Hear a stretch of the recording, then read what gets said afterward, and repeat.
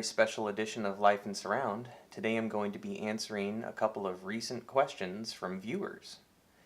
First of all, in my recent Van Morrison Moondance 5.1 Blu-ray video, Mike Walden asked my recommendation for putting together a reasonable surround system for under $1,000. I think that's a fantastic question, so I set about this morning just to put together a quick shopping list. And I didn't know how things would turn out, but I will say I was pleasantly surprised. Along the same lines, recently, in response to my system tour of my Atmos RO3D Denon system, Mike Lynch asked what kind of wires I use and whether I use banana clips. So I'll get to that, and I thought that together those were two great questions to roll into one video, and hopefully it'll be fun and helpful. And so here we go. Let's go shopping together. First off, unless you're gonna listen to mostly files over a network attached storage or off of a music computer, which is going to be pretty expensive, the NAS probably not so bad, but you would need a computer to manage things anyhow. You're going to be looking at a disc player. I recommend a universal player. Specifically, I recommend the Sony UBP X800 because it's cheap and it's full featured. It'll play anything from Dolby CD, DTS CD, on through DVD video, DVD audio, Super Audio CD, Blu-ray video, Blu-ray audio, high res. I believe it will play files off a USB, I just haven't tried that out. I do that through my Oppo. One caveat is that I've been able to region unlock my Oppo with a hardware upgrade. I don't know of any way to region unlock these Sonys, so you would be constrained to North America, United States material. I like being able to buy German discs, Australian stuff, not really worry about it. Alright, so we can see here, looks like there's one on eBay for under 170 bucks. Let's go see if that's just for parts or no. It says it's supposed to look and play like new. It's got some good guarantees, healthy refund replacement policy, so 170 bucks shipped. Why not? I'm telling you, this is like an unbelievable value. For those of us dismayed that Oppo's gone out of business, I have one of these in my house to take some load off of my Oppo BDP 103, and we also run one down at my mom's house. And to our ears and for our needs, no issues. It's just an amazing value. So here we go, we have our player. Now let's go shopping for a receiver. I just did a quick Google search for best value 5.1 receiver. You'll see here that Pioneer VSX comes up. I want to steer you away from that line, even though it is a lot of bang for the buck.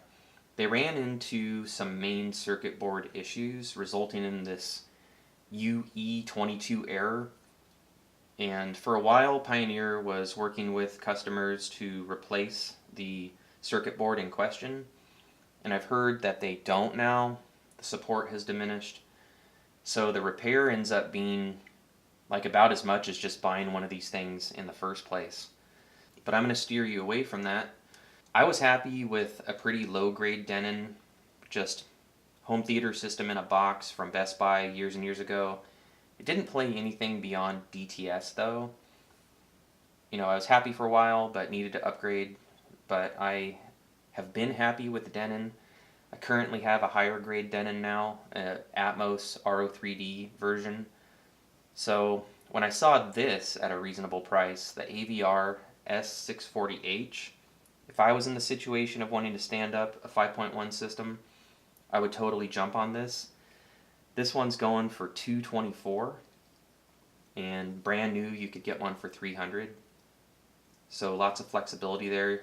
Amazon even lets you throw on some protection for pennies on the dollar, so you can make yourself comfortable and happy that way. So this is where I would go. You're going to get Dolby True HD, DTS HD Master, and again, it's going to work well from Dolby CD all the way up through your Blu-ray audio, so you should be fine. Now you need to run all this through some speakers, and I've been very, very happy with Definitive technology. I started all the way down at 600 size, and I have slowly upgraded certain elements of my surround system up through 800, and then finally to the Definitive technology Pro Monitor 1000s. So I'm running 1000s for my front, left, and right, 800s for my surrounds and my rears, and 600s at the ceiling.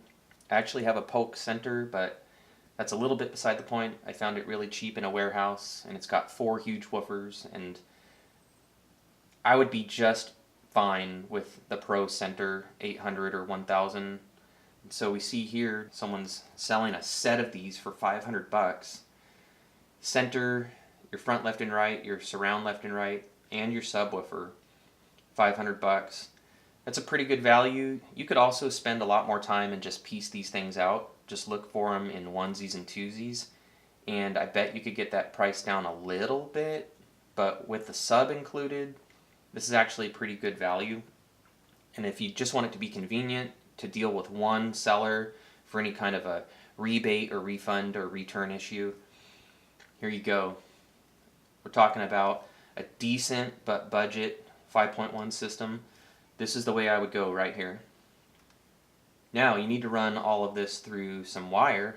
I don't recommend anything wireless at this time. You're going to get better quality over wire for most applications most of the time. And I would recommend 12 or 14 wire gauge. And for, I would say, a medium or largish room, you're going to want probably around 200 feet, depending on where you have your system and where you have all your speakers. I would want at least 200 feet to mess around with, and here we have 12 gauge on Amazon for $40. Alright, so let's go tally it all up, shall we? We have $170 for our player, and then we're jumping up to $370, including our receiver. Adding some speakers in, $500, that takes us up to around $870. And finally, after wire, we're at about $910. Now I do want to say that if you go for either a Denon or Marantz, you're going to want to cool that thing down. So we have some room left in our budget to go grab a fan, and I totally recommend this.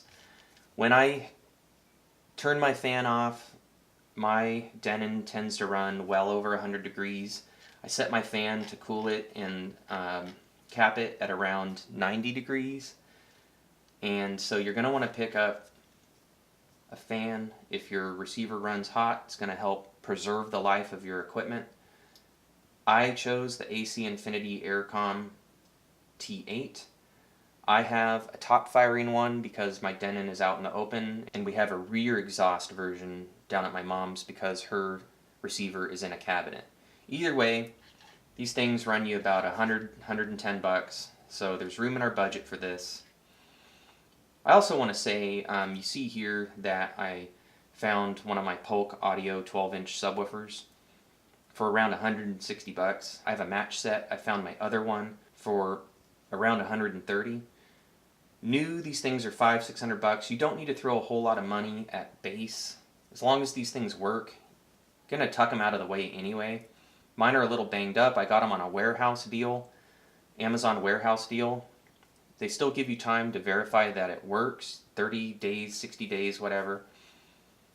These sound just as good as ones that look good. They're a little banged up, but they're out of the way. I have mine tucked behind this kind of baby-proof area that I made for my music stuff. So Amazon warehouse deals are a good recommendation. eBay's a good recommendation. If you want to buy your stuff from retailers, all new, more power to you, but the point of this video was how to throw together a really decent 5.1 system for under $1,000. The system that I've shown you would easily make me happy, and with a very similar setup over the years, I have found myself reviewing albums and making comments and just hearing things in accordance with the majority of other listeners out there. So I know that this is a reasonable setup that's going to give you accurate sound, but enjoyable sound. All right? And enjoying this hobby is what it's all about. So I hope this video has been helpful. Thank you to Mike Walden and Mike Lynch for your questions. You others out there, feel free to ask questions, leave comments. I love interacting with all of you. That's what makes this hobby fun for me, to enjoy it with other people. If you like this video, give me a thumbs up. If you don't like this video, give me a thumbs down. Either way, leave comments, let me know what you're thinking. Enjoy the hobby with me, give me tips and tricks for improving the channel, improving my delivery, getting to topics that you want to hear, covering your favorite bands, your favorite albums, your not so favorite stuff, to see if somebody out there agrees with you and you're not crazy. Don't forget to subscribe, ring the notification bell, share the video, tell your friends. Let's get word out there about this channel. As far as I know, it's still the only channel that focuses on surround music, and I'm just trying to elevate the enjoyment of our hobby for everyone, get information out there about this hobby so that we can get more people into the fold, more people buying these releases, and maybe the record companies will be encouraged to produce more, and everybody wins. So with that, I sure appreciate you watching, and until next time, I'll just remind you to live life in surround.